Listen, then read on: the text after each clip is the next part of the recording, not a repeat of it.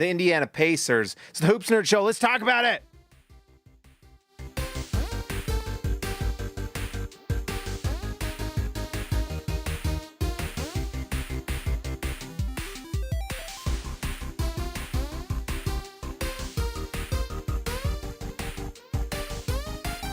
All right, guys, like and subscribe to the channel if you haven't already. Let's just get started. So, the Utah Jazz get another win this season. This puts them at 4 for the year. We'll just go right now to the standings just to look, and this puts Utah at the 10. They do not keep their pick at this point. So we'll see how this season continues, but it's a young season, but this is 11 games in. It's crazy how fast this season goes by. It goes by really quick. And so Utah is now sitting at the 10 spot and beating a really bad Indiana Pacers team right now. They're terrible. There are 3 teams for sure going to be around here. It's crazy that the Pelicans could have kept this Indiana pick and they traded it. And so now, you know, what's crazy for the Pelicans is even if they gave up this pick to the Atlanta Hawks, which is looking very possible, they could have kept their pick. They could have gotten the Indiana Pacers pick if they had not have traded it. It's crazy. At least the Jazz are not the New Orleans Pelicans, but in a way we are because we traded our pick to Oklahoma City. Congrats to Ryan Smith and Justin Zanuck. But it was a fun win tonight, and I think what's going on for me is I'm going to just try to enjoy it and just hope that the Jazz have that luck that they need to win the lottery. They haven't had it the last 3 years. Let's hope this is the year they get it. I really hope so, because it's what's going to take this team into contention if they don't. They wasted the first 2 years of this rebuild, just completely wasted it. They didn't do the right thing. They waited too long to make the moves they needed to. It looks like that's what's going to happen this year, or they're just going to, I guess, try to give Oklahoma City a top 10 pick or something. But that doesn't matter if the Jazz win the lottery. So basically what we're looking at is just, do the Jazz have luck this year? Do they have the luck? We'll see. They are able to beat really bad teams, though. They pounded the Indiana Pacers tonight, which is nice to see. Nice to see some of these young players improve for sure, and that they can beat this Indiana Pacers team. Pascal Siakam's still a very solid player, but he's kind of in that tier of Lauri Markkanen. If he's your best player and you don't have a lot backing him up, you're not going to win a ton of games. And so he was nice tonight, 27 points. Very solid night, actually, for Pascal Siakam.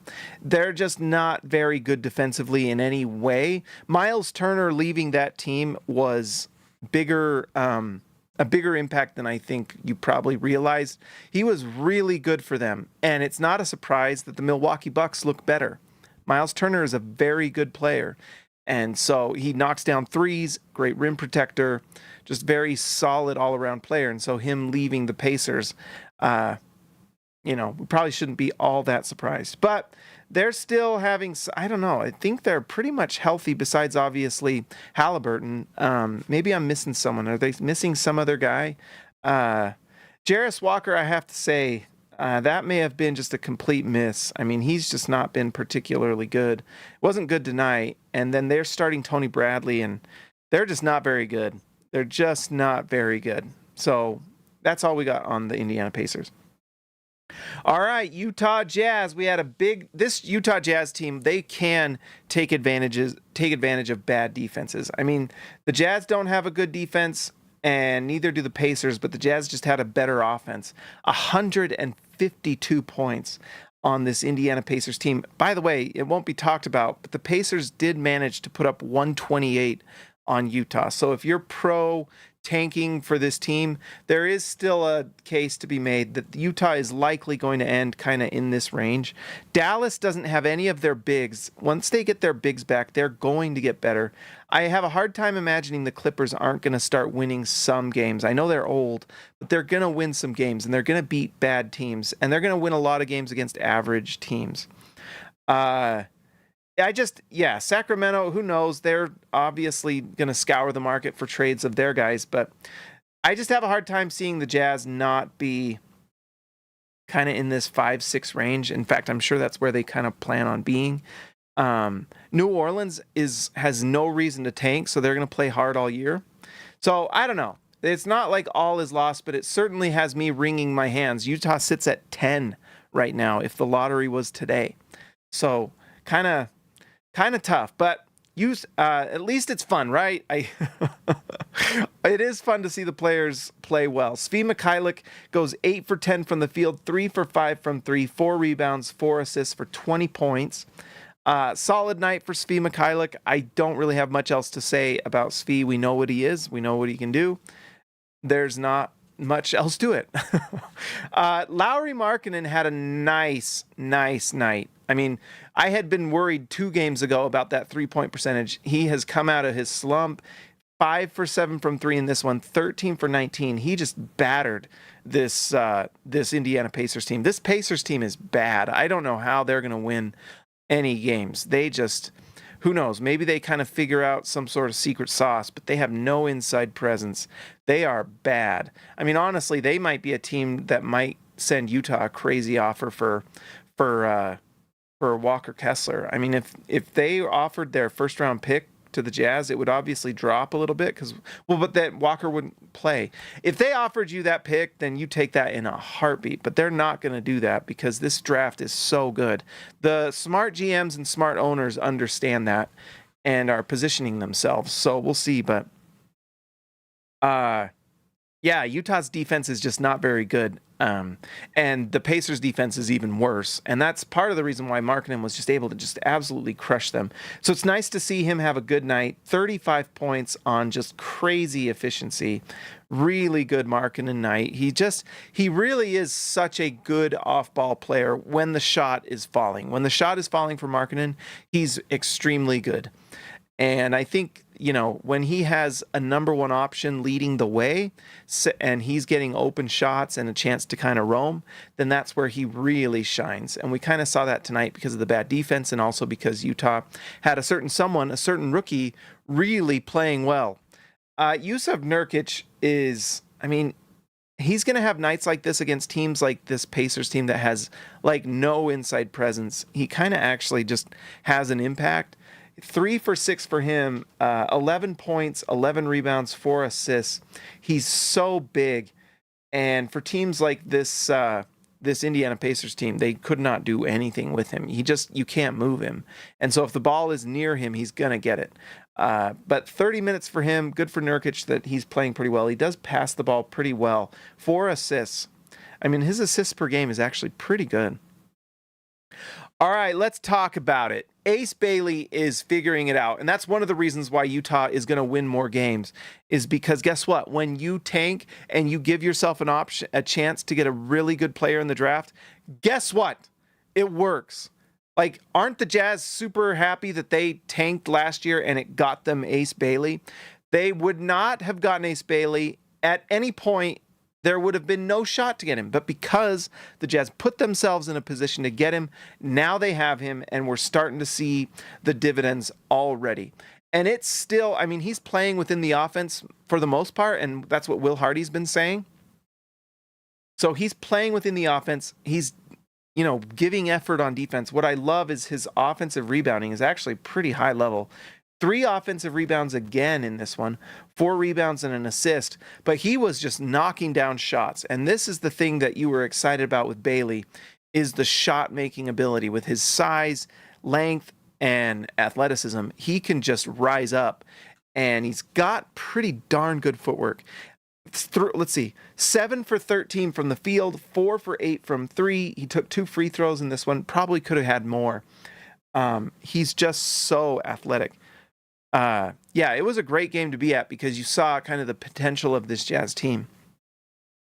And I'm not going to be super negative. I guess maybe I probably sound negative tonight, but I'm excited about the development of the youth. I just want to, you guys, you know what I want. I want to win a championship, and I want one of these superstar players to join Ace Bailey, to join this team and be that core group that you build around for years to come. So the Jazz are playoff and championship contenders for the next 10 to 15 years. That's what I want. I don't want this like in the doldrums stuff every single year like they were the last 2-3 years. It's just not fun. What it's nice is when you have hope and you bring on super nice young talent. And tonight we saw that with Ace Bailey. He is looking like an absolute piece. And that these games, every single minute is important. These players don't get practice during the season very often. It's very rare that they get like open days to practice. You know, today was back end of a back-to-back. They're typically on the road all the time. In fact, I'm not quite sure. In fact, when do the Jazz play next? They will play. Let me just pull this up. I'm just curious. So today is the 11th. They will play the day after tomorrow, Atlanta, and it looks like at home. So they might get some practice in tomorrow. It's just they don't get regular practice, and so these games are super valuable. And the big thing that Ace Bailey's showing right now, other than just kind of needing experience and time and learning little the innuendos of the game, he's got to improve that handle. You can just tell at times where it's just not as tight as you'd like. But each time he's playing these games and each time he does handle that ball and they allow him to do that, it's big time. He is looking like such a weapon. And he's got the mid-range game. He's shown that he can go to the basket and finish with authority, finish in different creative ways. And the three-point shot looks great. His free throw shot looks fantastic. He's only missed like 1 or 2 the entire year, and he was like a 68% free throw shooter. So he's already getting better. And as that handle gets better and he can just drive, get some passes, get to the basket and things like that, draw fouls, he's already shown that he's a willing passer and a good passer. Like his assist tonight, this one went to Markkanen, and this was nice. This is just a 2-man game with Lauri Markkanen getting him an open 3. This is the type of stuff that's going to really turn him into something really special. And let's see, that's not loading. Let's see. Let's pull this up again, see if it loads. Come on. Video not available. Anyways, what it is a 2-man game with Lauri Markkanen. Markkanen sets a screen for Bailey. He drives and then kicks back out cross court to Markkanen from 3. And it was great. Let's try one more time, see if this will pull up. Nope. NBA is biased against this show, 100%. Anyways, he's playing so great. And as that handle gets better and he gets comfortable just driving, getting into his moves, doing the different things in the offense, I mean, he's looking like he could actually run a pick and roll, which is really exciting. What needs to happen, though, is they need to put him at the 3. I kind of am tired of... Why is Svi Mikhailuk playing the 3 when Ace Bailey? I don't know. It doesn't make a ton of sense to me. But he's just going to get better, guys, and he's really good, and it's going to get exciting. And if you can add some superstar talent next to him and they can grow together, that's just really exciting stuff. Jordan the GOAT, Ace needs to be in the game in crunch time. Why is Mikhailuk closing out games over Bailey? Terrible decision. I don't know. I don't love it. It kind of, and by the way, this just is a special shout out to all the morons out there, especially the water carriers on Twitter that just kind of take every Jazz decision and Jazz line and just go with it as if it's gospel. Remember when Ace Bailey wasn't starting? How stupid does that look now? That was dumb. That was just dumb. Like, has to earn it. Well, you know what? He was the best option. Sorry. He's just a better player than who you had starting over him. He's more dynamic. He's a better defender. And he's playing on raw talent right now. As that talent gets honed and polished and he just improves that game and he's just going to become there's a world where he just becomes this complete player, and he has like top 10 upside. It's really based off of that handle and if he can defend well and just improve. But he just looks so good out there. It feels like he's one of those players, and I don't know how to even describe this, but because he's so big and long and he does defend, when those 3-point shots fall, they have like almost a bigger impact. They just feel like they hit hard, and it's exciting stuff. It really is. This Jazz team does have potential to win more games than you probably expect when he's playing like he did tonight. because it's just really good. Now, defensively, not good. Utah on this offensive team right now does not have, I mean, Ace Bailey's a rookie, so you're going to just have to consider it rookie-level defense. He does make some plays here and there, but Lauri Markkanen is not a good defender. Mikhailuk is not very good. Nurkic is too slow. Keontae George is trying and putting in effort, but this Jazz team just does not do well defensively. In fact, let's just go look at the rankings now after tonight's game. Not scores. We want stats. Let's see. See all stats. Go to advanced. Okay, number one, the Oklahoma City Thunder, by the way, who probably are going to win the title this year, and Utah's trying to give them a top 10 pick again. I don't know why, but that's what they're doing. Let's see. Utah right now is the number 22 offense, so better than last season. Nice to see. Defensive rating, Oklahoma City is the number one offense and the number one defense, and they haven't even played with Jalen Williams yet. And they might get 2 top 10 picks in this draft if Utah keeps doing what they're doing. That's crazy. Unbelievable. But anyways, the Utah Jazz are the number 22 offense, 23 defense. So we shouldn't be surprised that they're kind of sitting in the 6 or 7 spot here, right? I mean, they were here yesterday, jumped all the way to 10 with this win. Yeah. Utah, if they want to drop, they better lose some games, but who knows? But anyways, Utah's sitting here 4-7. I guess they might be trying to do a play-in. I don't know. I don't know, guys. I really don't. But we'll see. It hurts my heart. It really does. It really hurts. I try to be straightforward and honest. It does. I want to have Ace Bailey have a superstar next to him. We'll see. We'll see. Keontae George was in foul trouble for a lot of this game, and so he ended up not playing as many minutes, 26. He was 3 for 12. The shot wasn't falling as much, ironically, against this bad defense. So for whatever reason, you could tell he was kind of forcing it because he wasn't getting shots early in the game, and he probably feels some sort of responsibility there. And when you're forcing stuff, it's not a good idea. If the shot's not falling or you're not getting it, and because he was in foul trouble and he wasn't out there able to score, I think he was just pushing it, and that's what happens is 3 for 12, 0 for 3. He did assist the ball 7 times, which is nice. 5 rebounds and just 3 turnovers, so that's nice to see, but that's in 26 minutes, so actually not particularly great. So, but nice to see this whole team just play really well and dominate an Indiana Pacers team that's really bad. Isaiah Collier had his best game of the season, and honestly his best game in a while. He had that first game where it was pretty disastrous, and then the last 2 off the bench, he's done much better. Tonight, 5 for 6 from the field. He just goes so hard, and look at that, 11 assists. He just is an assist machine. It's crazy. 14 points, 11 assists off the bench. He just goes so fast, and if you are not... If you do not get back on defense, he is going to burn you. And that's what he did tonight. Those burners are fast. 1 for 2 from 3 as well. So 14 points and a team leading plus 24. No one took advantage of that bad defense and bad interior defense more than Isaiah Collier. And so that's really what he's good at. And, you know, the shooting's got to come around, but on nights like tonight, he's going to take advantage, and he definitely did. He earned those 26 minutes for sure. Bryce Sensabaugh came back and finally started hitting shots again. 6 for 11 from the field, 4 for 9 from 3, 16 points, 4 rebounds. He had a nice steal in this one, 2 total, and an assist. So nice to see Bryce Sensabaugh playing better. He's been in a super slump, and so after tonight, much, much better. In fact, well, we don't have time. Cody Williams got 18 minutes in this one. It was not very good. The Cody Williams thing, it might be done, guys. I don't know. There's times where it looks well, and he does play defense. Like, you can't argue that. He does play defense. He is a defensive player. That's what he is.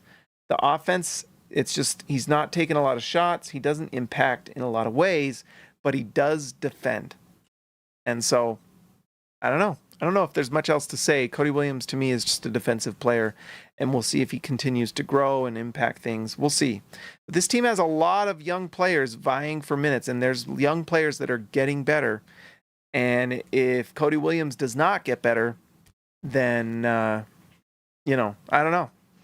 I don't know, but it might be. I don't know. I guess that's with Cody Williams. I guess the answer is I don't know. I don't think he might be even on the team next year. We'll see, because we've got extensions coming. Although he's still got at least another year on the Jazz, but the following year, I don't know if they'll up him. We'll see. Kyle Filipowski, 4 for 8 from the field. He continues to play well off the bench. He's just a very, very nice off the bench player. He does a lot of nice things. And this one, he was shooting it pretty well. 4 for 8 from the field. 7 rebounds, 3 assists. He just does a little bit of everything. He's just very good as an off the bench big. It's really nice. And you combine him with their slew of young guards like Collier, Clayton, Sensabaugh, and you have Filipowski. I mean, the Utah Jazz have a big rotation that they're going with. 1, 2, 3, 4, 5, 6, 7, 8, 9, 10-man rotation, really. And that does not include Taylor Hendricks, who's missing time. So it's really like an 11-man rotation. I hope so, Game Enjoyer. I really do. Thank you so much for the donation. $2 is super generous. I think we will too. I'm nervous as heck. I'm so nervous. I am. I'm nervous. I am. But I love, it's just this weird mix of emotions. Next year, it doesn't matter. We'll keep our pick no matter what, which is good. But we only keep our pick with the certain conditions, so I'm very, very nervous. Anyways, back to Filipowski. He's very good off the bench, does a little bit of everything, and it's nice that he can be a little bit, like, off as a starter. I don't love it because I think he gets taken advantage of defensively a lot. Off the bench, it's not as big of a deal. And when you're playing against a team that has big depth problems, he can take advantage, and he did tonight. So 16 points, 7 rebounds, 3 assists, just very solid from Flip. He's a very good off the bench big, kind of like what's his name on the Bucks that comes off the bench? I always forget his name, but he's very, very good. And finally, Walter Clayton Jr. also. I mean, just the Jazz have a luxury right now of very good players. He's 8 points, 3 assists in this one. He only took 3 shots. He's just very solid. He only plays 12 minutes, so he's at the end of the rotation. I don't know if I completely agree with that, but Utah has, the thing is this trade deadline might be pretty interesting because Utah does have a little bit of a need to consolidate a little bit. Some of these players, are, Cody Williams. I don't know. Utah's got to make some moves at this trade deadline at some point to make some consolidation. I guess they don't have to, though. It's just if you don't play, you don't play. But they can keep these players on the team for as long as they want. Walter Clayton, I think, is a player that's very good and could really earn. I mean, you could argue he probably should be starting with the starting unit. He just brings a lot to the table.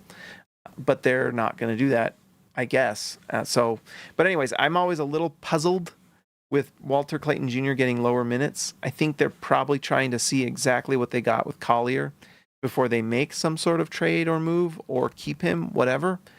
It's a full roster, 11-man rotation. It's tough for everyone to get minutes.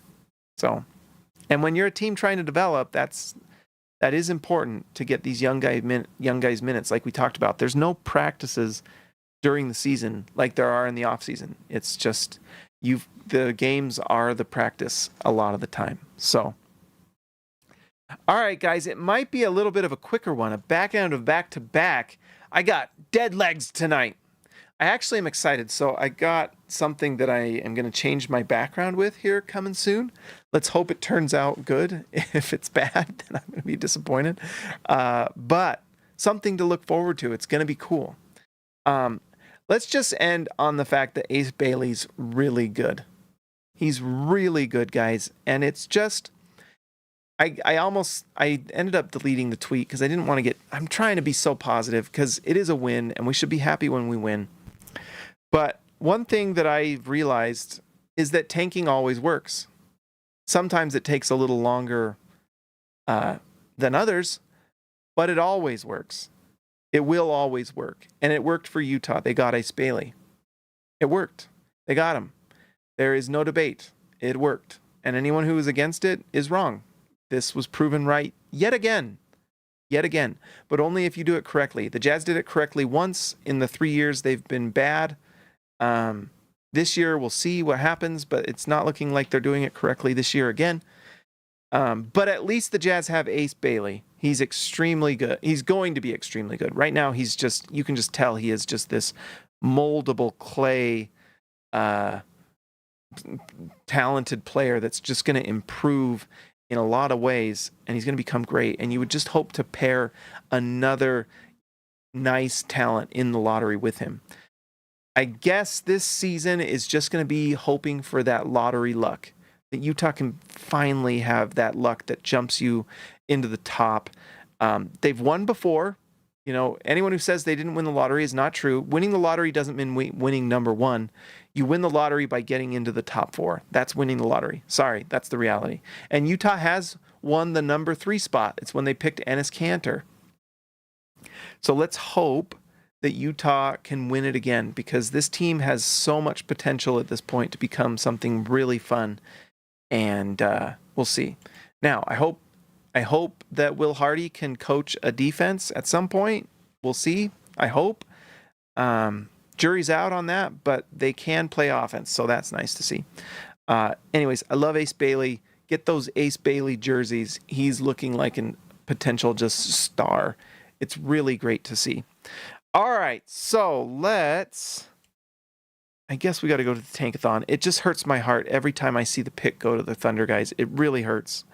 I care too much about this. I really care.